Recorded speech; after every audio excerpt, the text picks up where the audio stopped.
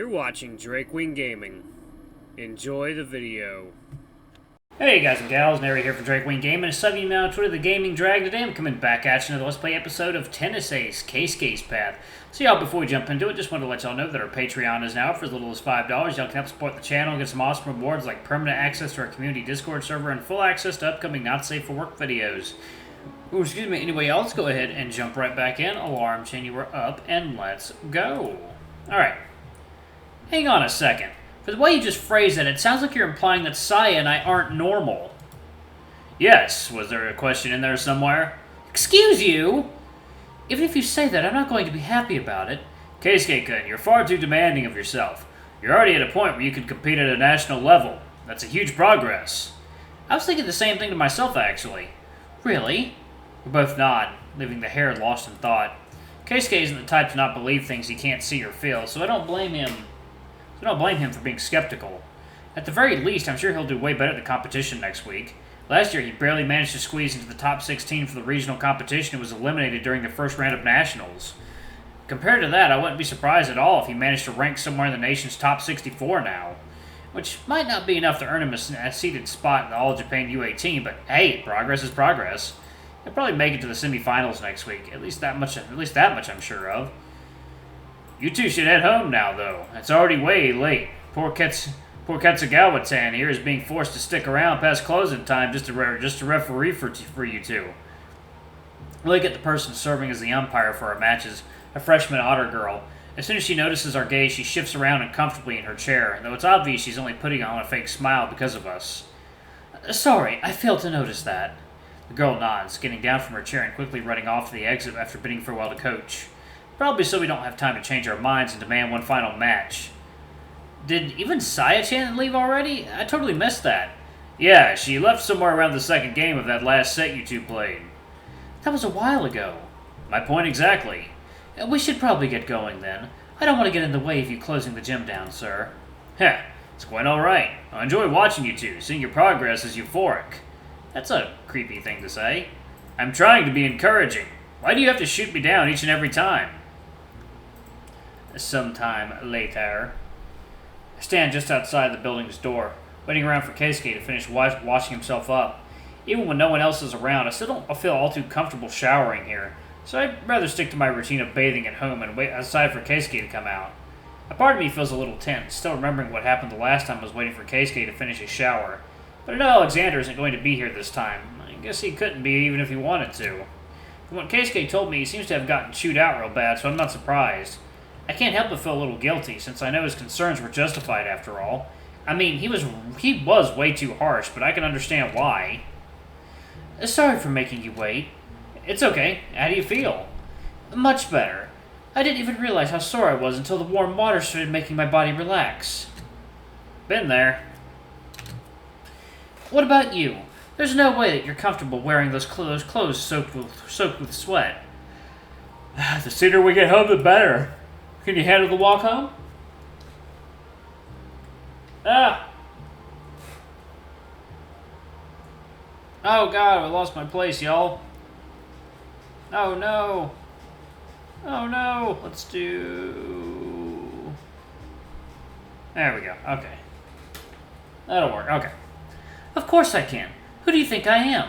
An overworking nutcase? Just waging a guess here. We started on our way home, definitely walking slower than usual, though even that isn't that big of a deal since we get to chat as much as we want on the way. After a much longer walk than I initially expected, we finally reached my street, seeing my house on the distance. Man, I can't wait to take a nice long bath and pass out in bed. I'm feeling sore in my muscles I didn't even know I had. Old me, I had to try the closeout so that they could have an idea of what design to go for. Even after I insisted I wasn't the right person for the job, they wouldn't budge. How unreasonable is that? During the trip, Keisuke tells me more about how he ended up in his current situation as his band's dress-up doll. From the sounds of it, it seems he was cornered into the role with no chance to refuse.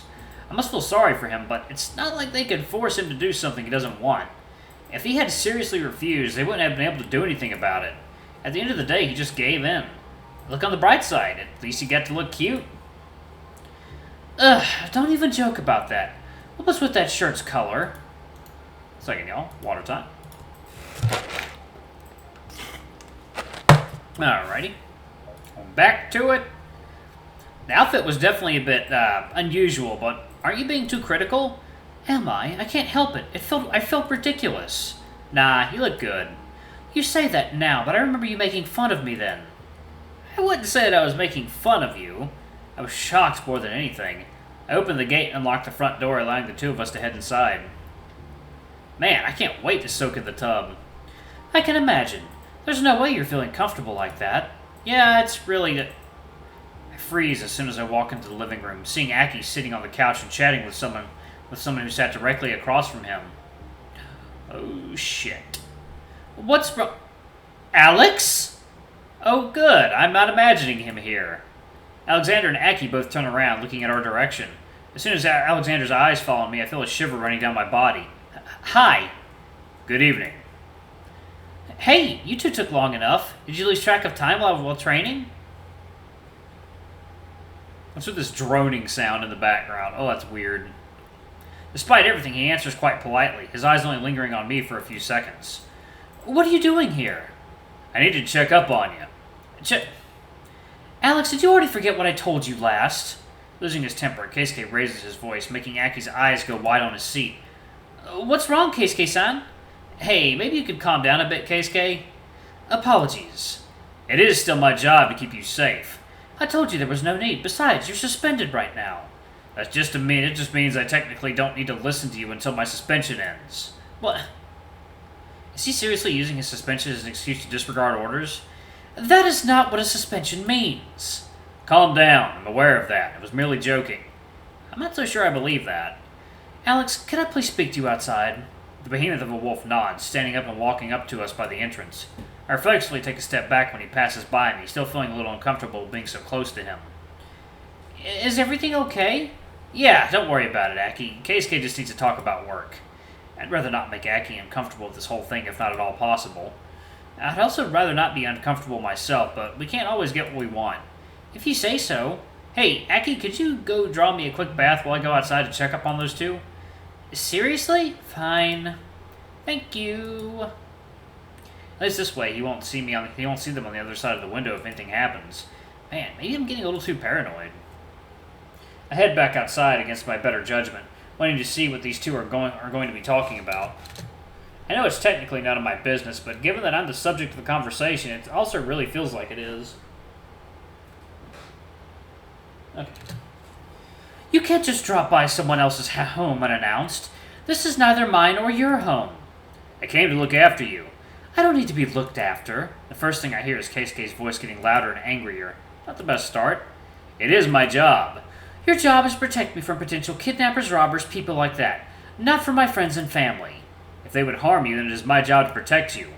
I walk up to Keisuke's side, suddenly feeling very self-conscious in there. Alexander watches me the whole time, his eyes trained on me like someone looking at a target. Hi there. Sorry, Yuichi. I'm just arguing with this idiot about doing unnecessary things. Our definitions of unnecessary are very different. It sure seems that way. People aren't as simple as you might think. I'm really trying to make sure you don't get taken advantage of. That's not up to you to decide. Stop trying to scrutinize every little thing. I'm more than capable of deciding who I can or can't trust. Clearly not. Just then he shoots another piercing look my way, sending shivers over my entire body, leaving me rooted to that spot, afraid to even breathe. Yes, I am. I'm not a child anymore, Alex. Just because I might fight with people sometimes doesn't mean you get a pass to unilaterally decide to keep them away from me. That's not your decision to make. Then what? I'm supposed to merely ignore what has been done to you? It was a bad idea to come out here, wasn't it? I know he's only trying to look out for Keisuke, but it makes me feel nauseated being reminded of that. And like I said, I can take care of myself.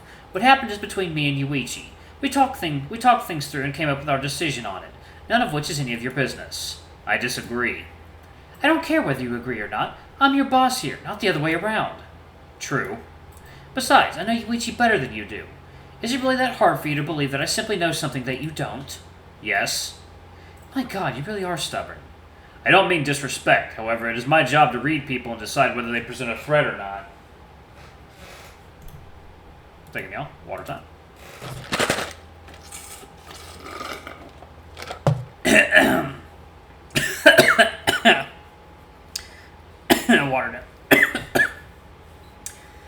Water down the wrong pipe. Anyway. I don't mean disrespect. Okay, I already did that. Sure, I'll give you that. But do remember that you've also been teaching me to look after myself since I was a kid. Do you really think I wouldn't be able to beat Yuichi up if he turned out to be right and he attacked me? Excuse me? I suppose that is quite true.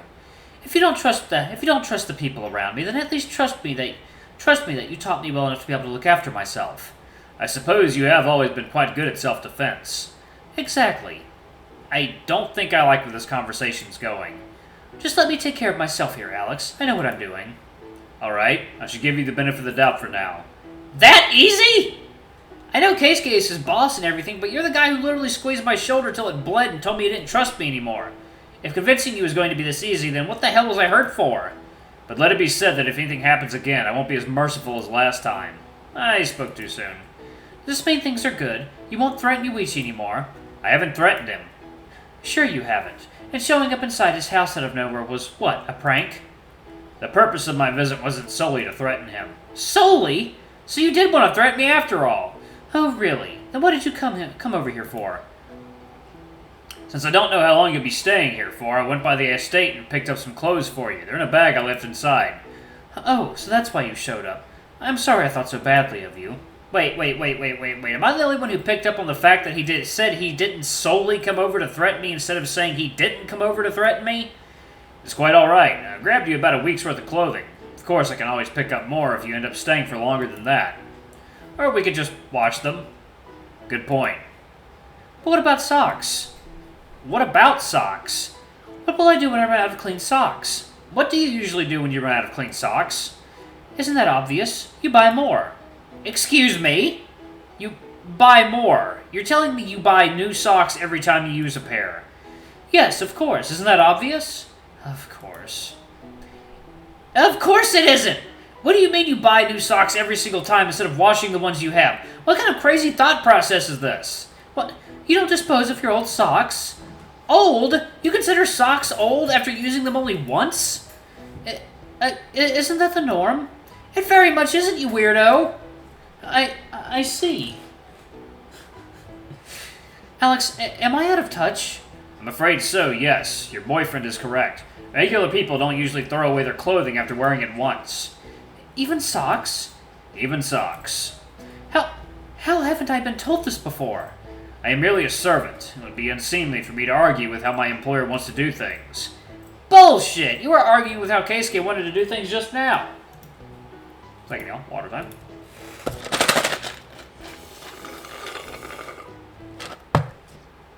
Oh god. Throwing away a pair of socks once after wearing them, oh my god. You throw socks away after they start to get holes in them. That is a thing that I like to tell myself, but a thing I do not always follow. Be a man and at least admit that you didn't want to be asked. I see. And here I thought I was getting better at this sort of thing. I'll just wash your socks for you. It's not a big deal. I couldn't trouble you with that. It would be way more trouble if we had to go out to buy you new socks every couple of days, though. There's one other thing I need to inform you of. Yes? I heard from one of my contacts at the estate that Master Saga wished to speak with you. It seems there were talks of him coming over for a visit. At the mere mention of his father's name, Keisuke's body stiffened, his facial expression changing completely. When? And for what reason? That I do not know. It seems he has not disclosed it to anyone operating in our faction. After what happened last, faction politics have gotten even more complicated. I suppose that's not a surprise. Even Kuroda defected, so I wouldn't be shocked if I were losing supporters by the minute. You would be correct. There are some that might pretend to go to the other side for information, but they'd rightly be treated with distrust for the foreseeable future, so I wouldn't believe them to be able to gather much intel. I wouldn't ask anyone to put themselves through such a risk. There's no payoff in sight for it. I don't intend to take over the company, so my faction is doomed from the beginning. Yes. No offense, but all this faction talk and whatnot makes it sound like you're in a spy movie. I wish. At least that would be more exciting. Not that corporate spies are unheard of. I thought corporate spies would be people from other companies trying to steal trade secrets for themselves, not people from the same company essentially bickering with each other over family drama. Just one more thing I need to be wary of, it seems. I shall keep you updated if any more information comes along, though it is difficult to get any during my suspension. That might have been part of the reason why you got suspended in the first place. The timing is just too convenient. I agree. It's good that you noticed that as well. Please tell me you weren't testing me. I don't believe you would like it if I were to lie. Great. Now you decide to be honest with me. You sure have a sense of humor, don't you? I always have. Well, keep me updated if anything happens at the house. And thank you again for dropping those clothes by. Alright, y'all, I'm going to go ahead and pause it right there. Thank y'all so much for watching. Don't forget to like, comment, subscribe, ring that notification bell, and check out our Patreon if you can. It always helps. Anyway, I love you all. I'll see you on the next video. Bye-bye!